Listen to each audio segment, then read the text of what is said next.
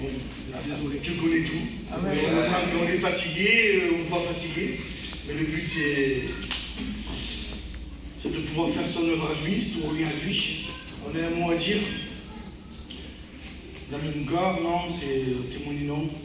Vous savez, je suis né dans cette église et la plupart connaissent mon témoignage. Il est vrai qu'il est bon de savoir comment Dieu a opéré un miracle dans nos vies. Et Dieu opère des miracles chaque jour. Il peut en faire ce soir.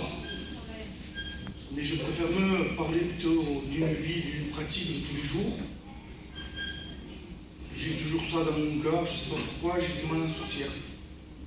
On m'appelle et souvent voilà, c'est comme ça. Je préfère me faire faire ce que Dieu me dit, ce qui est précis. Et le cours d'un chrétien de tous les jours, on vit des vies de désert. Et un jour, j'avais passé un gros désert. Et Ephraïm, avant qu'il parte auprès de Dieu, il lui dit, tu sais, Kofi, il n'y a pas de désert que Dieu te fait passer sans qu'il ait déjà prévu de t'y mettre, et il a prévu de t'en sortir. Donc j'avais retenu ça et dernièrement, ces dernières années, ces deux, trois dernières années, j'ai passé, on va dire, un désert.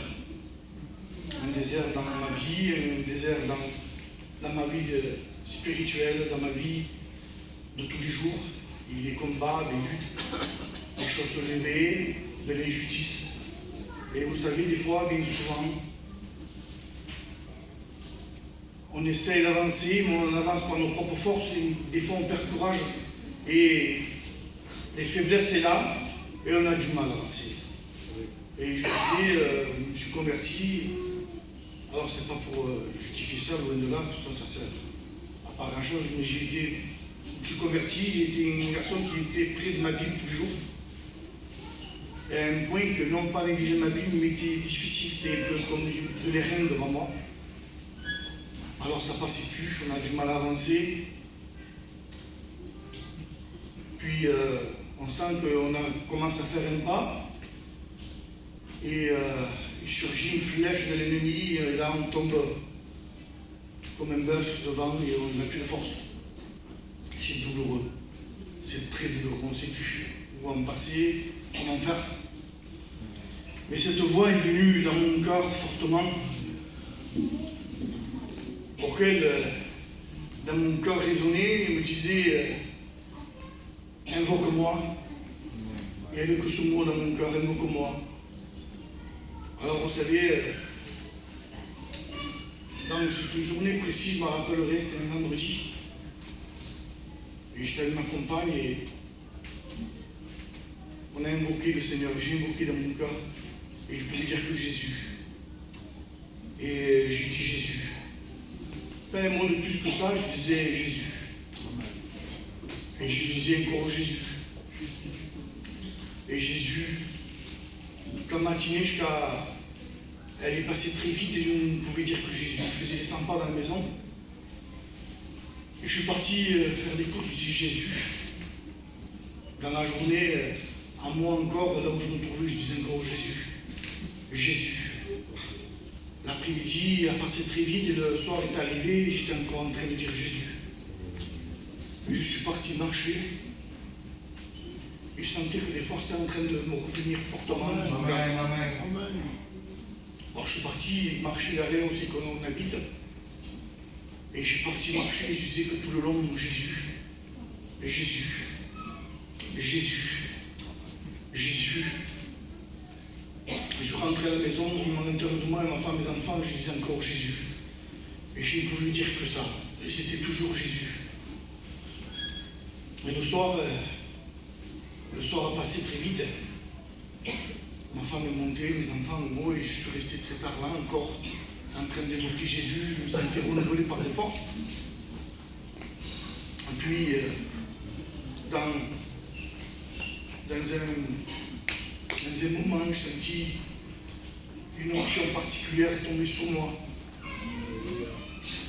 Et j'ai vu Jésus venir vers moi. Jésus était là pour me faire du bien. Jésus était là pour me renouveler. J'ai recommencé à prendre ma vie. J'ai dit c'était du feu que j'étais en train de dire. Je réalisais, le feu rentrait en moi. Papa, moi-même, je n'ai pas les mots pour vous expliquer ce que j'étais en train de vivre. Et Jésus me dit, je suis là. J'avais même plus envie de désirer de pouvoir remonter.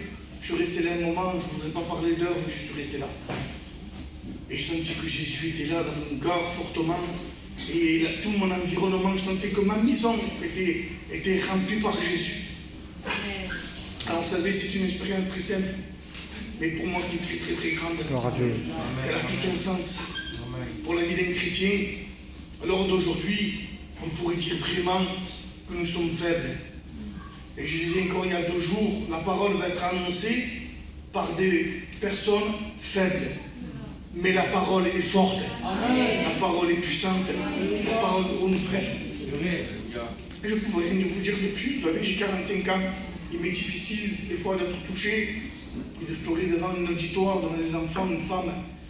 Mais Dieu fait autrement avec nous. L'humilité nous permet de pouvoir être déliés, de venir s'approcher vers lui, il nous transforme, il nous bénit. Là où bien souvent l'injustice est là, elle a disparu. Là où c'est que bien souvent les conseils avaient disparu, j'avais repris tout mon sens. C'était du discernement qui était droit devant moi. Je ne peux pas vous dire plus que ça. Dans un désarroi, Jésus est là. Qu'est-ce que vous voulez de plus? Voilà, que Dieu vous bénisse.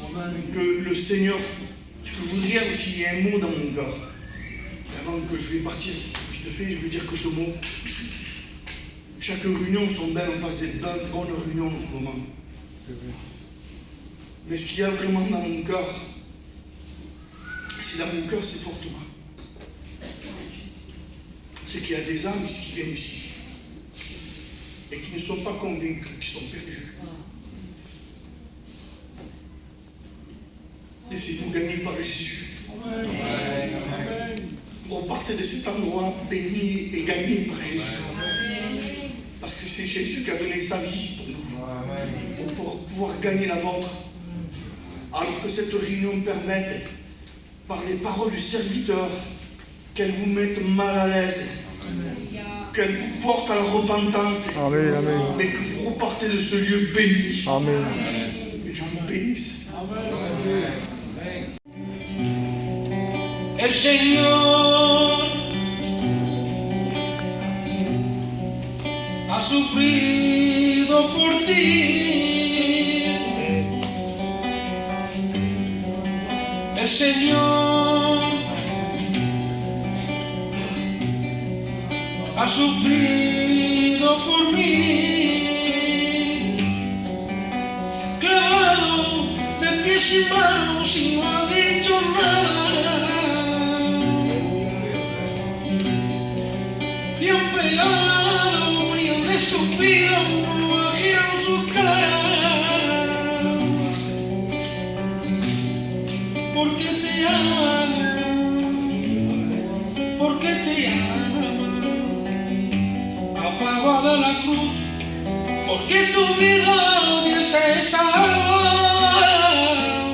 Ponte de rodillas y pídele perdón, no te tocas por más grande y por el lo que el Señor quiera se necesita. Y delante mi problema, ¿de qué te quedará? Ponte de rodillas y pídele perdón, no te tocas por más grande ni por el lo que el Señor quiera se necesita. Y delante mi problema, ¿de qué te quedará? El Señor ha sufrido por ti. El Señor ha sufrido por mí. Clavado de pies y manos y no ha dicho nada. Ni han pegado, ni han escupido, no ha girado su cara. Porque te ama, porque te ama. pago de la cruz, porque tu vida un día se salva. Ponte de rodillas y pídele perdón, no te cojas como el grande ni por el mejor, lo que el Señor quiere es la simplicidad, y delante de mi problema de pie te quedarás. Ponte de rodillas y pídele perdón, no te cojas como el grande ni por el mejor, lo que el Señor quiere es la simplicidad, y delante de mi problema de pie te quedarás. Ponte de rodillas y pídele perdón, no te cojas por más grande ni por el mejor, lo que el Señor quiere es la simplicidad, y delante de mil problemas de pie te quedarás. C'est avec joie que je suis parmi vous. Ça faisait un petit moment que je n'étais pas venu et je remercie l'ancien Jonathan Dagaï de m'avoir laissé la place, les frères aussi Michel, les frères qui sont ici. C'est une joie de voir les frères et de partager ensemble ce merveilleux cadeau, ce merveilleux trésor qui est la parole de Dieu. Amen. Que Dieu soit béni. C'est avec joie, non pas sans difficulté, mais avec joie qu'on annonce la parole de Dieu. Georges Muller avait dit, nous sommes des petits serviteurs au service d'un grand Dieu. Amen. Amen. Et c'est exactement ce que nous sommes. Nous sommes dans une faiblesse extrême, animés d'un feu puissant. Amen. L'homme est faible, mais Dieu est fort. Amen. Alléluia, quelle vérité. J'ai été touché pour le témoignage de mon frère Francky, qui a dit des choses réelles sur le désert. Et ce n'est pas bien sûr le thème de ce soir, puisque nous allons évangéliser, amen, parce que quand il y a des âmes, il faut évangéliser. Mais quelle importance de savoir que c'est vrai qu'il y a des déserts, et en réfléchissant à ce que mon frère disait, je disais Seigneur, merci pour les déserts. Parce que des fois, il y a des temples tellement réluisants de beauté, mais que Jésus ne s'y trouve pas.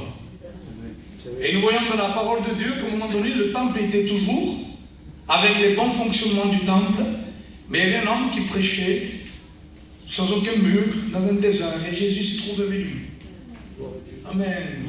Dans Marc 6, verset 31, il dira comme cela, allons dans un lieu désert afin de trouver du repos. Et des fois le désert, malgré la difficulté, nous mène dans un repos. Pourquoi? Parce que lui s'y trouve. Nous ne voulons pas des temples, nous voulons Christ. Amen. Amen. Que Dieu soit béni. Amen. Et la parole que Dieu a mis dans mon corps, c'est simple, c'est quelques textes que je voudrais que tu entendes ce soir, comme le frère a dit, pour que tu sois sauvé. Sauvé.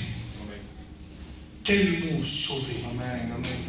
Quel mot sauvé. Je disais hier en prêchant, je disais dans une église, le ciel est un lieu que Christ a inauguré par le sang de la croix pour ceux qui veulent y aller par la repentance. C'est un lieu où tu peux y accéder. L'enfer est un lieu où tu y vas. Le ciel est un lieu où tu peux accéder. Amen. Ou même l'évangile est là pour te prêcher la bonne nouvelle, pour que justement tu puisses être sauvé. L'enfer est un lieu auquel on se dirige tous. Et là est toute la différence. C'est qu'au ciel, on peut y aller parce que Christ a payé. Et en enfer, on y va. J'ai mis le texte dans Jean 3, que vous connaissez, Jean 3, 16. À un moment donné, il continue, car Dieu a tant aimé, le merveilleux message d'évangélisation, où il n'y a pas plus beau message que celui-ci. Mais il continue le Jean 3, 16 par Jean 3, 17. Ce n'est pas une information très choquante, c'est logique. Et ensuite, il y a Jean 3, 18. Ce n'est pas non plus une info, c'est normal. Mais ces textes-là sont importants aussi. Il dira qu'il n'est pas venu pour juger. C'est fort quand même, hein? Alors gloire à Dieu, merci Seigneur, parce que tu n'es pas venu pour me juger. Mais le texte continue, il dit, celui qui croit en lui n'est point jugé. Amen. Le texte continue. Et il dit, celui qui ne croit pas est déjà jugé. Autrement dit, la seule raison que Jésus vient en ne jugeant pas, c'est parce que nous le sommes déjà. Ce serait illogique qu'il revienne donner un jugement qui est déjà acté. Nous sommes perdus. C'est la fatalité de l'homme. Et il n'y a pas d'œuvre à faire spéciale pour l'être. Nous le sommes de nature. Et c'est très important parce que tout le message de l'évangile se résume à ça. Et il y a peu de temps, on était en Slovaquie en voyage missionnaire avec quelques frères. Et en se préparant sur la route, parce qu'il y avait beaucoup de routes, donc on a mis 24 heures pour y arriver. Et en y allant, on priait, on parlait du programme d'évangélisation qu'on allait faire dans les villages. À un moment donné, on a une discussion avec les frères qui sont serviteurs de Dieu. Il y avait des chrétiens aussi avec nous. Et on disait, les frères, nous ne nous y trompons pas. La bonne nouvelle, ce n'est pas le miracle. Malgré qu'ils en font partie dans le sens qu'elles confirment. Le miracle confirme la parole. Et ils sont là pour confirmer la parole. Mais le but n'est pas le miracle. J'ai dit aussi la bonne nouvelle, les frères, et le frère le disait comme moi, parce que c'est un frère de chez nous.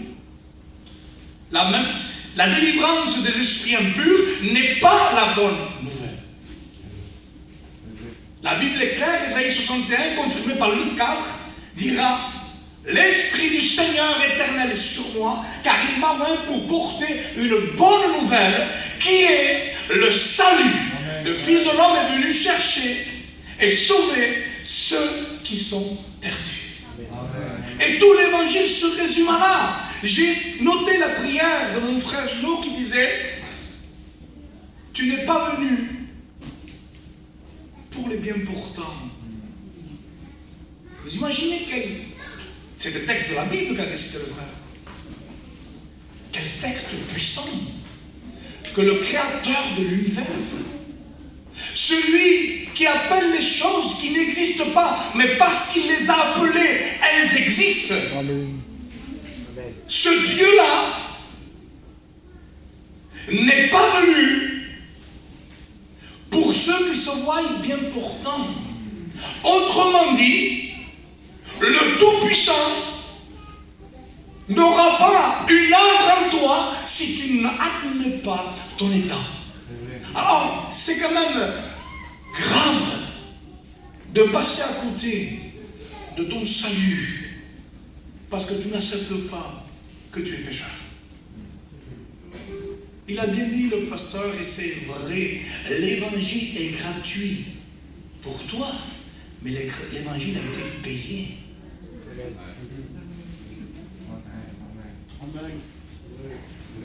Il est gratuit pour celui qui le reçoit, mais Christ l'a payé. Amen. C'est pour ça qu'il y aura des sauvés et des perdus. Parce que l'évangile n'a pas été gratuit pour lui. Et il a le droit de sauver qui le veut. Et il a le droit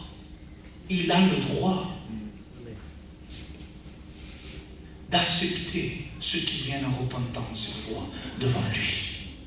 Il a tous les droits parce que lui l'a payé. Amen. Pour cela que c'est très important de comprendre l'évangile. Regardez ce texte qui est très simple, nous allons le lire ensemble. Genèse 1 et verset 14. Alors je l'ai reçu ce matin, donc si ce n'est pas très cadré, c'est pas grave.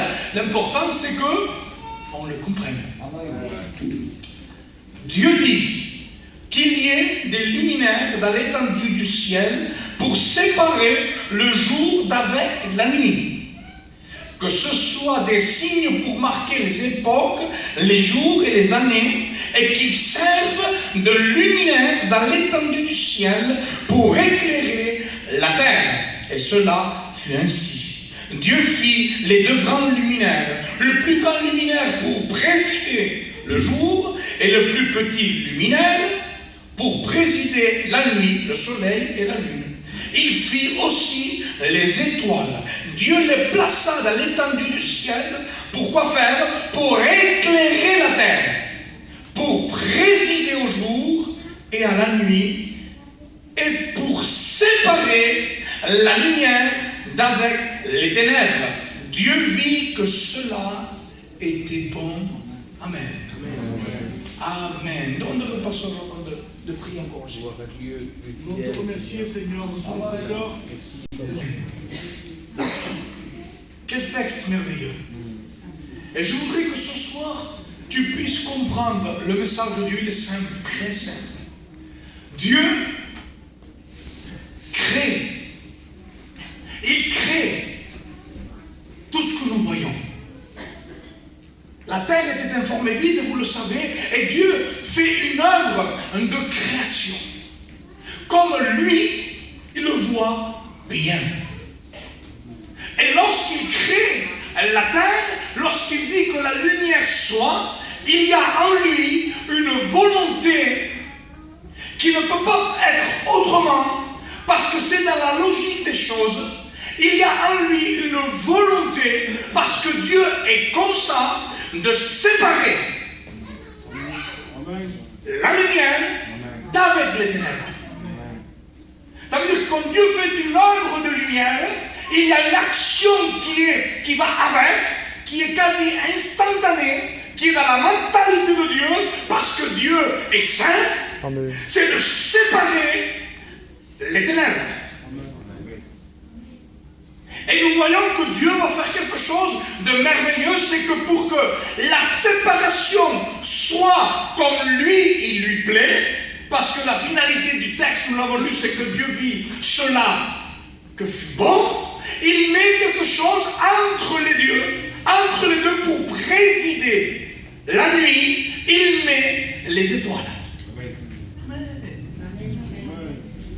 Et là, dans ce que Dieu fait, je vois la grandeur de la croix.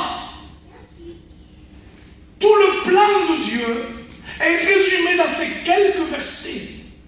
Dieu créa l'homme. Dans Genèse chapitre 1, versets 27 et 28, si je ne me trompe pas, et 26 aussi, il y a la création de l'homme, et Dieu fit l'homme à son image. Une volonté de le faire à son image. Mais à un moment donné, vous connaissez l'histoire, Dieu donna des ordonnances à l'homme, en disant, il y a des choses que si tu fais, tu mourras. Et le texte hébreu est clair, ce n'est pas une mort secondaire, il y a un état comateux, c'est cessation de vie, parce que ce n'est pas parce qu'on respire sur terre que nous sommes vivants. Si tu pêches, tu mourras. L'homme, ayant connaissance de ce commandement, décide de son plein gré de se jeter dans la désobéissance. Un résultat, la Bible est claire, nous sommes morts. Les livres des Éphésiens le confirment, nous sommes morts dans nos offenses et nos péchés. Il n'y a pas de demi-vie, il n'y a pas de demi-état, je le répète, comateux, nous sommes morts. Le péché étant rentré avec le péché, dira Romain, la mort s'est étendue sur tous les hommes. Donc il n'y a pas de demi-état, il n'y a pas trois voies, parce que, je suis désolé, mais dans l'évangile aujourd'hui qu'on entend, il y a comme s'il y aurait trois voies. La voie de la mort et la voie de la vie, et c'est à moi de choisir où je veux aller. Le langage biblique dit faux, il y a deux chemins, pas trois. Si je ne suis pas en vie, je suis mort. Voilà pourquoi il y a tellement de personnes qui croient avoir le temps. Je ne sais pas quoi choisir. Il y a le mal, il y a le bien. Mais je suis désolé, mais ce luxe ne t'est pas permis. Tu es déjà mort. Et là, Dieu, vous connaissez l'histoire, doit se séparer. Parce que Dieu est saint. Amen. Ah, c'est une nouvelle, peut-être qu'aujourd'hui on n'entend pas beaucoup. Mais Dieu est saint. Amen. Alors je vais te dire encore quelque chose. D'accord, Dieu est saint, mais tu sais, je ne crois pas trop en Dieu, moi. Ou je ne crois pas trop à l'évangile. Ma famille de Marseille, vous savez qu'est-ce qu'ils disent de l'évangile? Ils disent que c'est les gitans qui l'ont inventé. Je ne crois pas trop, moi, ça. Mais je suis désolé, mais Dieu est ton créateur. Amen. Alors, cette affaire te concerne. Amen. Nous l'avons dit, Genèse 1, Dieu créa l'homme à son image. Amos 4:12, prépare-toi à la rencontre de ton Dieu. Dieu est ton créateur. Alors que tu veux y croire ou pas, ça ne change rien au processus dans lequel tu avances lentement peut-être, mais sûrement de la perfection. Cette affaire te concerne. Nous ne sommes pas tous enfants de Dieu. C'est faux de dire que nous sommes tous enfants de Dieu. Ce n'est pas biblique. Jean 1 dira que la parole a donné le pouvoir de devenir enfant de Dieu. Amen. Nous sommes tous créatures de Dieu, pas tous enfants de Dieu. Amen. Ceux qui sont nés de Dieu sont enfants de Dieu. Mais ça n'enlève pas que l'affaire te concerne parce que c'est ton Dieu. Et figure-toi que ton Dieu est saint. Amen. C'est écrit, je n'invente pas. Regardez, Ésaïe 5, verset 16. Dieu est saint et sera sanctifié par la justice. Ésaïe 6, verset 2. Les séraphins avaient 6 ailes. Ces anges séraphins en hébreu, c'est traduit comme ça. Les brûlants. Ça veut dire que c'est des anges qui ont 6 ailes. Ces anges-là avaient 2 ailes qui couvraient le visage, 2 ailes qui couvraient les pieds, et 2 ailes qui maintenaient pour rester en train de voler. Ces anges-là n'ont jamais péché. Ils étaient tellement au contact du trône de Dieu qu'ils étaient brûlants par l'effet de Dieu sur eux. Ces anges-là n'ont pas péché, mais ils avaient un message. Saint, saint et saint est l'Éternel. Ça voulait dire quoi? Ça veut dire si nous sommes saints, toi t'es 3 fois plus saint que nous. Et nous ne sommes pas dignes de te regarder. Alors nous couvrons notre visage.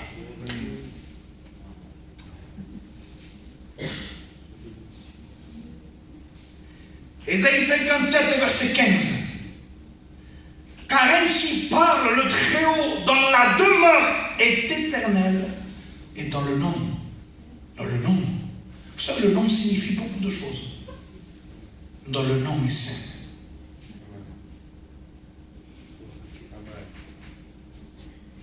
On continue. Ésaïe 43, verset 15, pardon. Je suis l'Éternel, votre Saint, le Créateur d'Israël.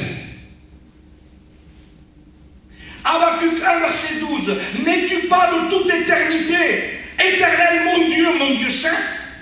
Tes yeux sont trop purs pour voir le mal.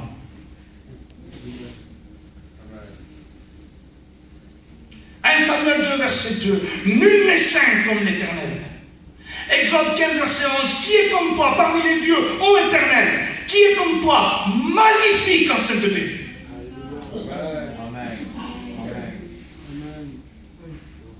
Vous savez, le grand problème, et je le dis avec amour et avec constatation, nous ne sommes pas grands les uns plus que les autres, nous sommes tous pareils. Mais on constate, on n'est pas aveugle, on ne peut pas dîner, voir.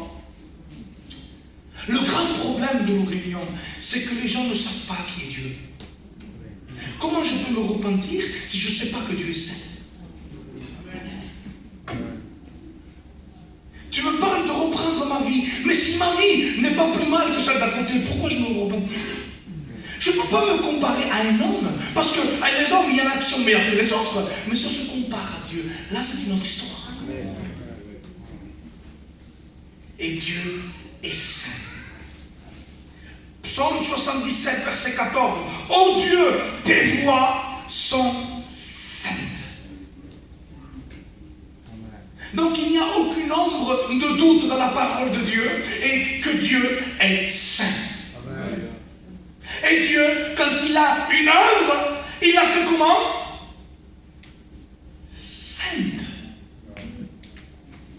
Il ne peut pas aller contre lui. Le faux Dieu qu'il y a aujourd'hui, qui mélange le péché et la sainteté, n'est pas le vrai Dieu. Le Dieu de la Bible est saint, et quand il fait quelque chose, il le fait saint. Dieu créa le jour, et là le message, il y a une séparation, une volonté de dire il y a une différence, et il met une étendue entre le jour et la nuit, une séparation où il marque la différence, nuit et jour, présidée par des lunes, des soleils et des étoiles. Nous reviendrons plus tard. Dieu est saint. Alors j'ai un problème. J'étais chez Perpignan une fois, je fais une réunion, et mon père m'a toujours appris que quand il y a un gitan vieux, tu te tais. Oui. Oui. C'était mon éducation. Mon père m'a dit, si un gitan vieux te reprend, même s'il a tort, tu te tais. Si un gitan vieux te crie et que, sans raison, tu te lèves, tu t'attends. Mais tu réponds jamais. Tu ne parles pas quand il y a un vieux, tu te tais. D'accord. Alors je commence à prêcher l'évangile. Une de mes premières réunions, je vais à Perpignan, je ferme les yeux, j'ai peur. Je prie, quand j'ouvre les yeux pour prêcher, 10 vieux devant. Mon cœur me laisse arrêter. Avec les chapeaux, les vrais, les cannes, je suis mort. Et là, je prie, c'est-à-dire comment je veux parler, j'arrive pas à parler. Et je dis, Seigneur, ta grâce est là, Seigneur. Amen, nous donne sa lumière. Et là, j'ai parlé avec beaucoup de respect parce que, amen, nous voulons garder le respect de nos anciens. Et je leur ai dit, hommes et femmes anciens et peuple gitan, parce qu'on doit respecter tout le monde. Je sais qu'il y a de bonnes choses, c'est certain parmi vous. Je le sais. Et qu'il y a des hommes de valeur et d'honneur, et des femmes qui ont gardé leur honneur, et des hommes de respect, des hommes qui ne jouent pas, des hommes qui ne mentent pas. Il y a des inconvertis qui ont une parole et qui la tiennent. Ça, je le sais, mais je dis, le souci, il est où? C'est que le psaume 93 dira comme cela. Ô Éternel, la sainteté convient dans ta maison pour le reste des temps. Et là, je pose une question à ce peuple, comme je vous la pose ici ce soir. Je vous pose une question, ne me répondez pas. Et si tout le monde est vrai, pour avoir une réponse unanime, et je pense qu'on serait tous d'accord, on peut être gentil, et on peut être bon gitan, on peut avoir des bonnes œuvres, mais qui est saint? Alors il y a un gros problème. Parce que ce qui convient en haut n'est pas être un bon gitan. S'il aurait dit, ô Éternel, le gitanisme convient dans ta maison, michto. Ô Éternel, l'amour convient dans ta maison, pourtant l'amour c'est quelque chose de grand quand même. L'Épître Jean dira, Dieu est amour. Non, mais il ne dit pas ça. Ce qui convient dans la maison de Dieu, c'est la sainteté. Alors j'ai un gros problème. Pourquoi? Parce que moi je suis pécheur. Et alors comment ça marche? Regardez ces textes. Romains 5, 12. C'est pourquoi, comme par un seul homme, le péché est entré dans le monde, et par le péché la mort, et qu'ainsi la mort s'est étendue sur tous les hommes, parce que tous ont péché. Romains 3, 23. Ils sont tous pécheurs et privés de la gloire de Dieu. Ésaïe 64, verset 6. Nous sommes tous comme des impurs, toute notre justice est comme un vêtement souillé. Psaume 14, verset 3. Tous sont égarés, tous sont pervertis. Il n'y en a aucun qui fasse le bien, pas même un seul. Paul reprend le psaume. Le même texte, il dit dans Romains 3, verset 9 et 10. Juifs et Grecs, l'humanité, sont tous sous l'empire du péché. Il n'y a point de juste, pas même un seul. Romains 6, 23. Le salaire du péché est la mort. Psaume 143, verset 2. Car aucun vivant n'est juste devant toi. 1 Roi 8, verset 46. Il n'y a point d'homme qui ne pêche. On continue. Regardez les paroles d'un homme sage qui connaissait Dieu. Job 9, verset 23. Comment l'homme serait-il juste devant Dieu? Sur 1000 choses, l'homme ne pourrait pas répondre, même pas à une seule. Job 15, versets 14 et 16. Qu'est-ce que l'homme pour qu'il soit pur? Ou celui ou celle qui est né de femme peut-il être juste si Dieu n'a pas confiance en ses saints? Si les cieux ne sont pas purs, les cieux ne sont pas purs à ses yeux.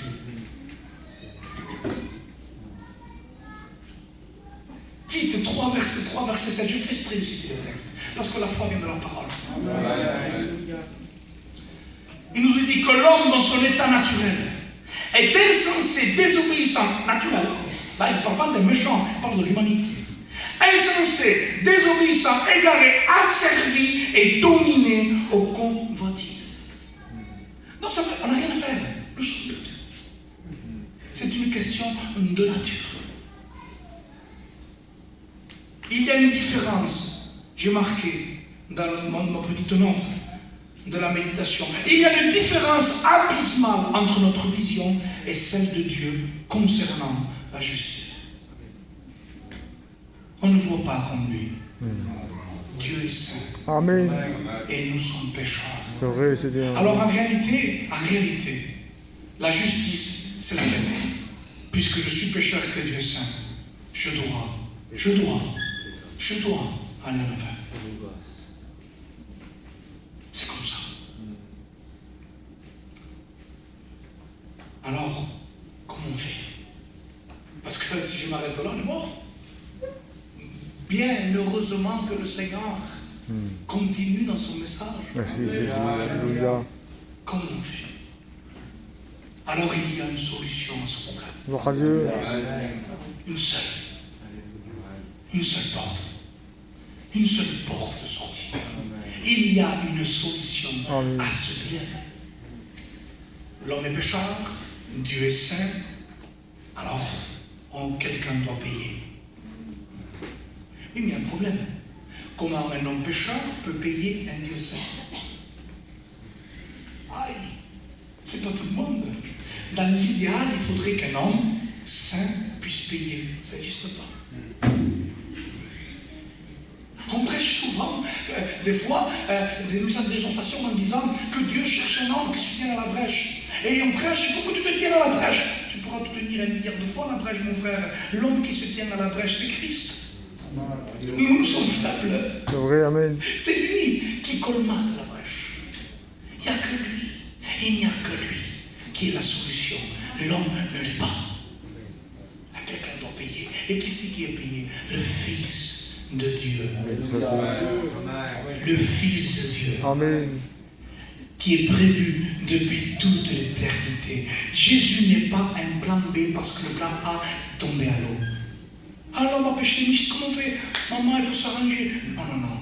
La Bible dira dans l'Apocalypse que l'agneau a été immolé depuis l'éternité. Apocalypse et Épître de Pierre. Depuis toute éternité, la croix était le plan A. Amen. À un moment donné, une conversation entre Dieu et un prophète, qui est le symbole de l'humanité. Et Dieu, et à un moment donné, il y a la révélation, ce prophète c'est Isaïe, il y a la révélation de Dieu. Et là, le prophète, il dit, je vais mourir. Et j'ai vu Dieu, je vais mourir, je suis trop impur. Amen, Isaïe, c'est vrai, c'est ce que nous méritons. La vision de Dieu est trop pure pour nos yeux. Je vais mourir, j'ai vu Dieu. Et là, dans la conversation qu'il y a entre le message du ciel et le message de la terre, où la condamnation devait être mort parce que Dieu est saint et que lui est pécheur, il y a une tierce personne qui s'invite à la conversation. Et là, sauf que personne ne détecte, parce que la marque de mon Christ, c'est l'humilité. Comme personne ne détecte, on ne dirait même pas qu'il y ait une voix d'une prophétie messianique arrête dans la conversation et il dit, Père, envoie-moi. Dans le rouleau du livre, il est question de moi. Alors peut-être que les savants hébraïques diront non, c'est une conversation entre Isaïe et l'Éternel. Peut-être qu'ils le croient, mais nous reconnaissons notre Messie à l'intérieur. Il est venu nous sauver. Il s'est dépouillé pour nous revêtir. Merci, notre Père. Il est descendu sur la terre, marché comme un simple homme, touché comme nous touchons. Il y a des hommes qui ont trop de pudeur, ils disent Jésus était comme un homme, mais pas trop comme un homme. Faux, sinon le sacrifice n'était pas valable. Jésus est venu comme un simple homme. Alors Jésus était Dieu, et Jésus était 100% homme et 100% Dieu. Comment ça se fait? Demandez-lui, ça fait partie des mystères. Mais Jésus est venu comme un homme. Il a touché comme nous touchons. Il a regardé comme nous regardons. Il a respiré comme nous respirons. Il a mis en marche des poumons comme les tiens. Il a commencé à marcher comme toi, à ressentir douleur, faim, chaleur, froid, parce qu'il fallait que quelqu'un qui soit saint puisse satisfaire la sainteté de celui qui est saint. Mais comme il n'y avait pas d'homme, Dieu s'est fait homme. Et il a marché pendant 33 ans. Que c'est beau l'évangile. Gloire à Dieu. Sans jamais pécher. Sans jamais pécher. Ni la pensée du péché lui est venue. Sans jamais pécher, il a marché. Année après année. Les 4 évangiles nous font récit de sa vie, mais c'est vrai qu'il manque plusieurs étapes dans sa vie humaine. Pourquoi? Parce que dans les 70% de ce qui est marqué dans les 4 évangiles, c'est surtout des détails dans la dernière semaine, la semaine de la passion qu'on appelle. Mais pourquoi? Parce que ce qui est important, c'est ce qu'il est venu faire. Et c'est ce qu'il est venu faire, c'est te sauver. Il a marché sans rien dire, sans rien broncher. Il a marché. Et comme je le dis souvent, il a marché avec, en me payant en moi. Le Corinthien dira que celui qui n'a jamais péché, Dieu l'a fait devenir péché pour nous, afin que nous soyons justice en lui. Ça veut dire quoi ça? C'est que nous ne sommes pas sauvés simplement par sa mort. Et qu'est-ce qu'il dit? C'est pas il dit n'importe quoi. Non, il y a mes anciens là, ils peuvent me contredire. Non, nous sommes sauvés par sa mort et par sa vie. Parce qu'en fait, Jésus a mis sur notre compte toute sa justice. C'est ce qui fait que Dieu peut nous accepter. Gloire à Dieu. Amen. Parce que Jésus a travaillé avec mon ride. Je n'avais pas de quoi payer. Lui a marché en disant, regarde Seigneur, c'est l'église de Tarascon qui marche. Mais non, l'église de Tarascon est perdue. Oui, mais Seigneur, je travaille pour eux. Et il a marché, sans jamais broncher, sans jamais pécher. 1 Pierre 2, verset 24, il a porté nos péchés en son corps sur la croix. Ésaïe 53, verset 4 et 5. Cependant, ce sont de nos souffrances qu'il a portées. Ce sont de nos douleurs qu'il s'est chargé. Et nous l'avons considéré comme puni, frappé de Dieu, humilié. Il a été blessé pour nos péchés, brisé pour nos iniquités. Le châtiment qui nous donne la paix est tombé sur lui. Comment se transfère son Père? Qu'est-ce qui s'est passé? Alors, il faut qu'on comprenne le mot, que je ne vais pas m'étaler sur l'explication. Il y a eu une imputation de Dieu. Ça veut dire quoi, imputation? Mettre sur quelqu'un la culpabilité de l'autre. Ce que moi je méritais, et Jésus l'a pris sur lui. Et il m'a échangé sa vie contre la mienne. C'est ce qui s'est passé sur la croix. Merci, notre Père. Un substitut est mort à notre place. Un substitut est mort à ta place pour que la condamnation qui pèse sur toi soit tombée sur lui. Sinon, on ne serait pas accepté au ciel. Alors, je reviens simplement pour terminer dans mon texte, qui est simple en réalité. Dieu de la vie. Dieu de la vie. Il met des luminaires dans les ténèbres pour présider. Texte, Père. Y aurait-il quelque chose de positif dans les ténèbres? Oui. C'est que lorsque nous acceptons que nous sommes pécheurs, Dieu fait briller les étoiles. Il n'y a pas un autre. Vous savez que les étoiles, en plein midi, elles y sont dans le ciel. Elles y sont, les étoiles. Les étoiles ne vont pas se coucher, vous le savez, je sais que vous le savez. Les étoiles sont toujours dans le ciel. Mais quand il fait soleil, on ne les voit pas. Et tant que nous n'acceptons pas que nous sommes séparés parce que nous sommes dans les ténèbres, que nous sommes pécheurs, comme la Bible signifie, nous ne verrons jamais l'étoile briller. Mais dès que nous sommes dans l'acceptation que Christ est mort parce que je suis pécheur, il dira dans Ésaïe 9, si je ne me trompe pas, ce peuple assis dans les ténèbres a vu une grande lumière. Celui qui dit Seigneur, je sais où est ma position. Je suis pécheur. Je suis convaincu ce soir, Seigneur. Je suis perdu parce que je suis pécheur. Alors celui qui s'assit dans les ténèbres, qui sait sa position, le Seigneur dit, je vais maintenant donner la présidence à une étoile. Et qui est notre étoile? Notre Seigneur Jésus. Gloire à Dieu. Il se révèle au milieu du noir ténébreux et il dit voilà, je suis là. Et quiconque veut trouver Jésus doit accepter qu'il est séparé par le péché. Et quand il voit la lumière le mène à un endroit qui est le salut. Rappelez-vous comment les mages ont trouvé Jésus. Ils suivirent l'étoile. Et où l'étoile s'est arrêtée, parce qu'elle pouvait continuer l'étoile. Il y a 1000 kilomètres à peu près de Babylone à Jérusalem.